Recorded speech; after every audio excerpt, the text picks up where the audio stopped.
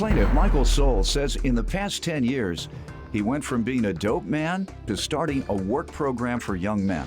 Michael claims he and the defendant started dating, but after they broke up, she refused to repay a loan, so he's suing. Defendant Lisa Sparrow says she's had it rough ever since her childhood friend tried to kill her by poisoning her, and she thought Michael was her guardian angel.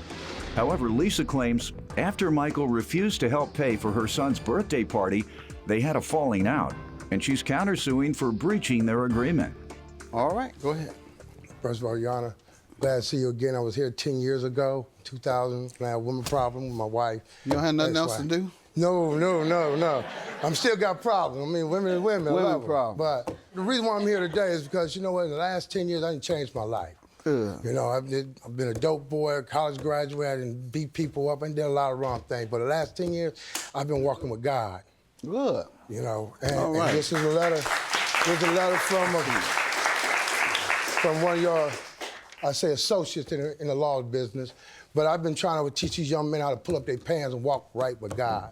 And I've been trying to help other people out here, and this is where we got a problem at, because I turn a help into, it turned to friendship and then a lover. What have you been doing in terms of helping? I've been helping to start a work program for young men.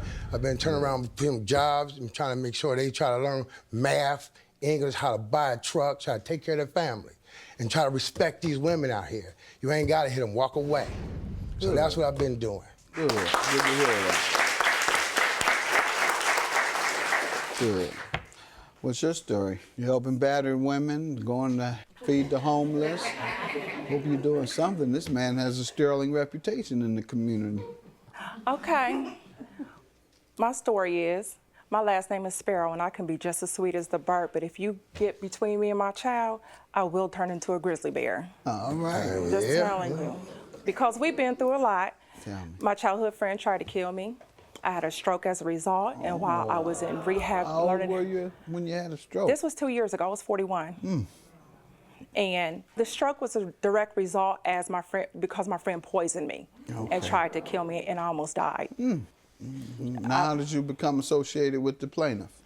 Because he did rescue me. He is a great guy. You know, my nickname for him is Guardian Angel, but when I met him, he showed up on my doorstep because the guy that I had just put in jail for abusing me, I thought Michael was a well-dressed hitman coming to kill me.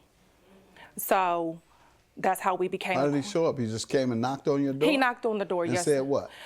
I was living in his rental property. He didn't know I was there. And because someone else had put me in his property, I'm paying rent, he didn't know I was there. Okay. Sounds like you all began dating at some point. After a certain point, yes, we did. Because Not that soon, though. Not that soon. Okay, It wasn't good just enough. that easy. All right. My childhood friend tried to kill me. I had a stroke as a result, and while I was in rehab How old learning... were you when you had a stroke? This was 2 years ago. I was 41. And the stroke was a direct result because my friend poisoned me and tried to kill me, and I almost died. Defendant Lisa Sparrow dated the plaintiff, but says she stopped talking to him after he refused to help pay for her son's birthday party. What went wrong with something so right?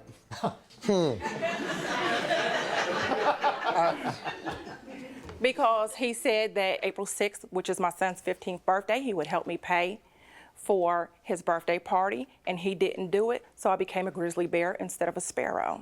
So how much was that? $500 because it was at an indoor water park. Okay, ma'am. I'm sure I have to hear some more to... And I understand that yes, but he was also in the cookie jar by that time. Cookie ain't got nothing to do with that gas and electric bill. Wait a Hold minute. on. You figured what?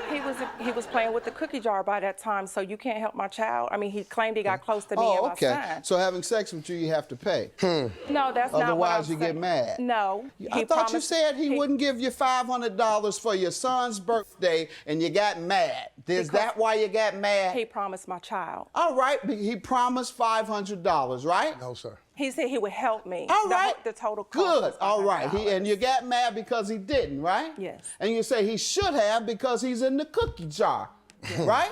He's having sex with you, therefore he should pay for your son's birthday party. There's no other way to look at it. All right. These women coming here saying, well, if he gonna have some, he need to pay me.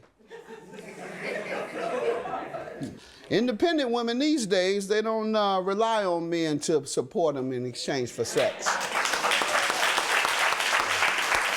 Go ahead. Go ahead, sir. What do you want to tell me? What else? Sir, yes, sir. I did help her. I let them stay at my daughter's house. I paid my daughter at least about $750 and some change to let them stay there. You did? Yes, sir. But I know some things is a gift. Some things you do is a gift. It was a blessing. So I left it at that. But she was trying to move out of my daughter's house. And this is where we came at. I went on and lent her the money to get her van fixed and to help pay for the deposit. How much did you loan? It was about $3,800. So you loaned $3,800.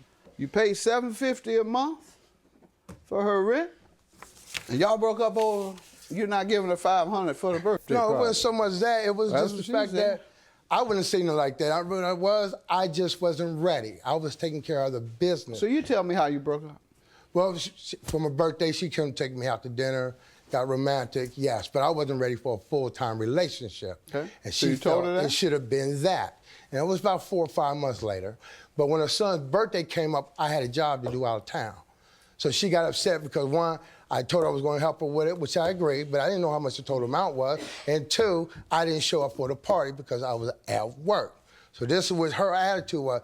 And when I turned around and asked her for the remainder of my money, she was like, well, I bought it for my book. Your book? Well, I'm trying to get my book published. And that wasn't what the business was. So that's why I had the attitude. Well, you didn't show up for the party. Sweetie, I wasn't able to show up for the party. I got to make money. Then she didn't want to pay me. She wanted to use her book deal as, well, I'll pay you out the deal. That wasn't the regular. You should have brought it to me first and let me make the decision. When was it to be paid? Here go the promissory note. It was open because I didn't know when she was going to pay her taxes. Lisa Sparrow, And this is for $3,800 as repayment of a loan. Ma'am, what do you say about the loan and the repayment? I had intended to repay him, but like he said, I'm self-publishing my book, so I took my tax refund and paid my publisher instead. Okay. You didn't feel you were deceiving him? No, because taking care of my child is more important. I No, was you going said to the book. pay him You said back. the book. Yeah, the You book said you is gonna- spent your money on the book instead of paying him. So I'm asking about that. Yeah. You have a contract where you told the man you would pay him, and you didn't. Instead, you took the money and paid to have your book published. You don't think you deceived him? No, Why? because I fully intend to repay him the loan. I just wanted to But you say you spent the money on a book for yourself. Okay. All right, if you don't think that's deception, I understand. And your counterclaim for $500 is for a breach of contract for what? Because he promised that he would help me with my son's party. Sir?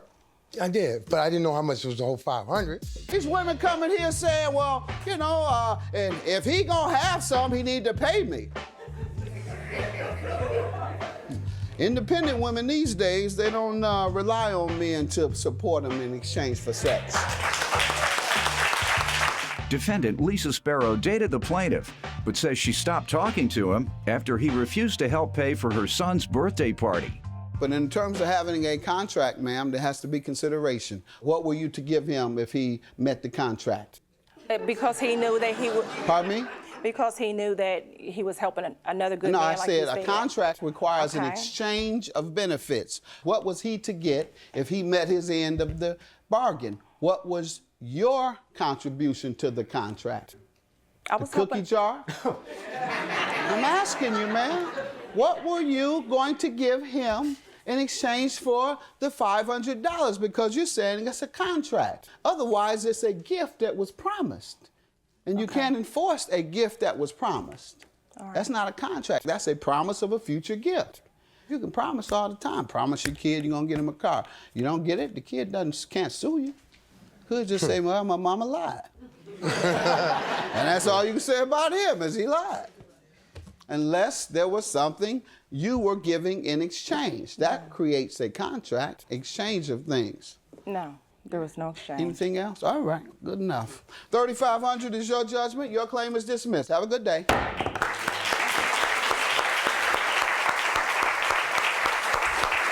Everything is by blessing, so I'm still a blessing caring for her. I mean, it's just money and business don't mix. Friendship and business don't mix, so you gotta understand what you're doing, and that's basically it. No comment.